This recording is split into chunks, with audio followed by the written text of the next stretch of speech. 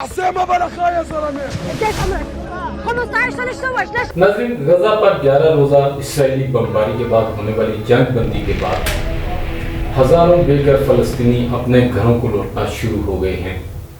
लेकिन गजा इस वक्त एक उजड़े गुलिस्तान का मंजर पेश कर रहा है। लोग अपने तबाहशुदा घरों को देखकर रंजीदा और बेबसी की तस्वीर बने नजर आते हैं। लोग परेशान हैं कि वो अपना सर छुपाने के लिए दोबारा छत का बंदोबस्त कैसे करेंगे, क्योंकि हर तरफ तबाही है, हर तरफ वीरानी है, हर तरफ तबाही के मनाजर नजर आते हैं और जिन्हें देखकर फ़लस्तीनियों की आंखें नम हो रही हैं। फ़लस्तीनी वज़ारत सेहत के मुताबिक 10 मई से अब तक इसराइल के फ़िज़ाई हमलों में 66 बच्चों समेत 248 अफराद शहीद और 2000 के करीब जख्मी हो चुके हैं, जबकि अभी भी तबाहाल इमारतों के मलबे में दर्जनों लोग जो हैं वो जिंदगी और मौत की कश्मकश में हैं। गजा में बड़े पैमाने पर मकान ज़मीन बॉस होने से इलाका खंडरात का मंजर पेश कर रहा है। इस वहशियाना बमबारी के नतीजे में फ़लस्तीन के 1,20,000 से ज़ायद अफराद नाज़रीन बेघर हो चुके हैं। जंगबंदी के बाद इमदादी तंजीमों की जानिब से आबादकारी और बहाली के लिए काम तो शुरू कर दिया है, लेकिन महदूद वसाइल की वजह से ये काम सुस्त रवि का शिकार है। इमदादी कारकुनों की पहली तरजीह ये है कि किसी भी तरीके से जो मलबे के अंदर दबे हुए इंसान हैं उन्हें ज़िंदा बचाने की कोशिश की जाए और उन्हें ज़िंदा बाहर निकाला जाए, क्योंकि बहुत से लोग अभी भी इस मलबे तले दबे हुए हैं जिनको निकालने के लिए पहली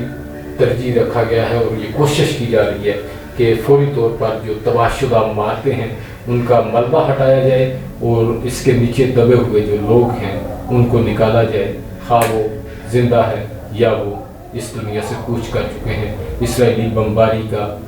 निशाना बन चुके हैं।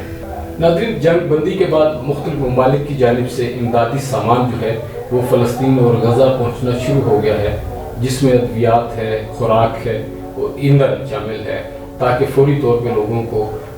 खाने के लिए कुछ मिल सके, उन्हें सर छुपाने के लिए कोई जगह मिल सके,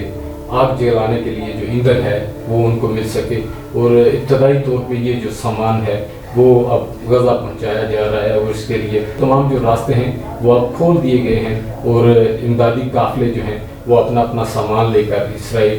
के रास्ते भी गजा में दाखिल हो रहे हैं और दीगर जो इलाके हैं वहाँ से भी फ़लस्तीन और गजा पहुँच रहे हैं। और हर की ये कोशिश है कि फौरी तौर पर लोगों को जो इब्तदाई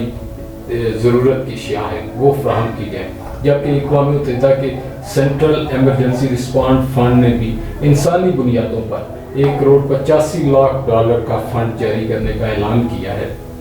अभी तक नाज़रीन ये सिर्फ ऐलान है, फंड दिया नहीं गया है, ये वाज़ेह रहे, क्योंकि अभी ये सिर्फ ऐलान है और जितनी मोहब्बत गैर मुस्लिमों को मुसलमानों के साथ है वो हमारे सामने है, इसलिए हमें उन पर बहुत ज़्यादा तकिया करने की ज़रूरत नहीं है। इसलिए मैं समझता हूँ कि मुस्लिम ममालिक जो हैं जो कलमा की बुनियाद पर एक दूसरे का एहसास करते हैं वो फौरी तौर पर आगे बढ़ें और बेघर फ़लस्तीनी जो हैं उनको घर फ्राहम करने के लिए और उनके जो खुराक की ज़रूरत है उसको पूरा करने के लिए अपना किरदार अदा करें। इस वक्त उन्हें हमारी एक बार फिर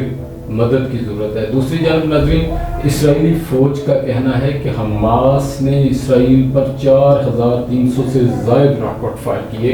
ये इसराइली अफवाज कह रही हैं, ये इसराइली अफवाज की तरफ से कहा जा रहा है कि हमास ने इसराइल पर इस 11 रोज़ा जंग के दौरान 4,300 से ज़ायद रॉकेट फायर किए हैं और उनका ये दावा है कि 90% जो रॉकेट थे उनको हमारे जो फ़िज़ाई दिफाई निज़ाम है जिसे आयरन डोम कहा जाता है, एयर डिफेंस सिस्टम जिसे कहा जाता है, उसने उसे नकारा बनाया है 90% को, जिसका दूसरा मतलब ये है कि 10% मतलब अगर इन्हीं अदाद शुमार को हकीकत समझा जाए तो फिर भी 400 से ज़ायद जो रॉकेट मारे गए थे इसराइल में वो अपने निशानों पर लगे, ठीक निशानों पर लगे और उन्होंने वहाँ पे तबाही मचाई। और यही वजह है कि इसराइल پر جو ہے وہ خوف کے سائے تھے، موت کے سائے تھے، اور مسلمان تو موت سے نہیں ڈرتے، لیکن اسرائیلی جو ہیں وہ تو موت سے بچنے کے لیے اپنے پھر بختروں میں چھپ گئے تھے، جو زمین دوز گھر انہوں نے بنا رکھے تھے، وہاں پر یہ 11 روز تک اپنی بلوں میں چھپے رہے۔ لیکن اس کے باوجود ناظرین 400 سے زائد راکٹ جو ہیں انہوں نے اسرائیل کے اندر جا کر اپنے ٹارگٹس کو ہٹ کیا، اس لیے متعدد اسرائیلی جو ہیں وہ مارے بھی گئے، زخمی بھی ہوئے، وہ کہ اس کی تعداد بہت کم بتائی جا رہی ہے، کیونکہ یہ ان کی ایک پالیسی ہے کہ یہ بتایا جائے جی ہمیں کچھ نہیں ہوا، ہم نے ناکارہ بنا دیا سب کچھ، لیکن حقیقت یہ ہے کہ اسرائیل جس کو زوم تھا اپنے اسلحے پر، اپنے دفاعی نظام پر، فضائی دفاعی نظام پر، وہ ناکارہ ہوئے ہیں حماس کے حملوں میں، اور دیگر جو آزادی پسند اور دیگر جو تنظیمیں ہیں، دفاعی تنظیمیں فلسطین کے اندر، وہ ان کا نشانہ بنے ہیں، اور انہوں نے وہاں پر انہیں بتایا ہے کہ موت کا خوف اور موت کا سایہ کیسا ہوتا ہے۔ اور اسی لیے حماس کے جو سیاسی رہنما ہیں اسماعیل ہنیہ، ان کا کہنا ہے کہ انہوں نے اسرائیل کو ایسے تکلیف دہ زخم دیے ہیں جن کے نشان ایک عرصے تک برقرار رہیں گے۔ انہوں نے فنڈز اور اسلحہ فراہم کرنے پر ایران کا شکریہ بھی ادا کیا ہے، جبکہ خود ایران نے بھی اس فتح کو تاریخی قرار دیتے ہوئے اس عزم کا اعادہ کیا ہے کہ وہ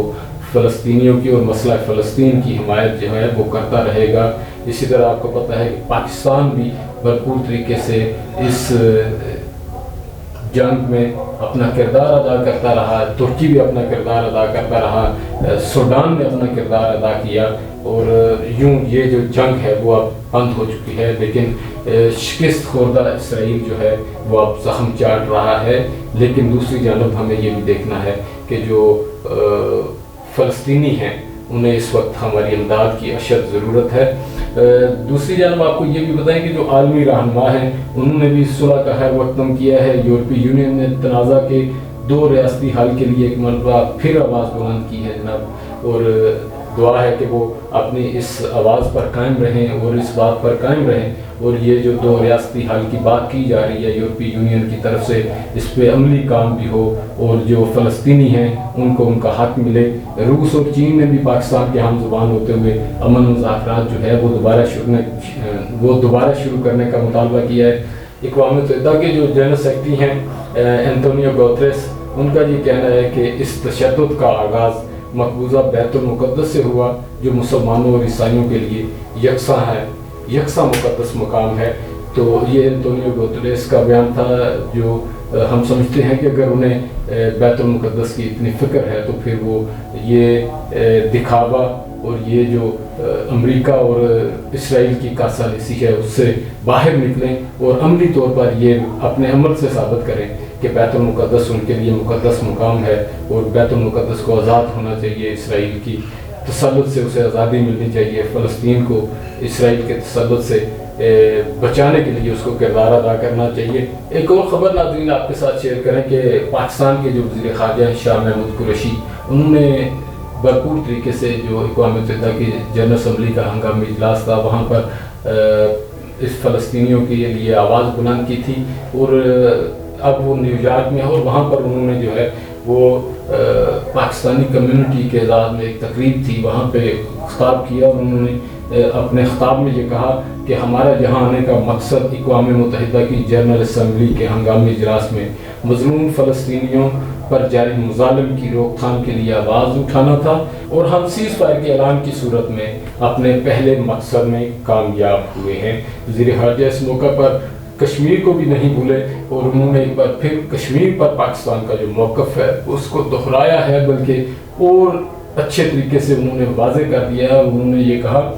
کہ کشمیر پر پاکستان کا موقف جو ہے وہ واضح اور دو ٹوک ہے، اور اگر کوئی باعزت طریقے سے بات کرنا چاہتا ہے تو ہم بات کریں گے، لیکن کشمیر پر کوئی سودے بازی نہیں کی جائے گی۔ بالکل یہ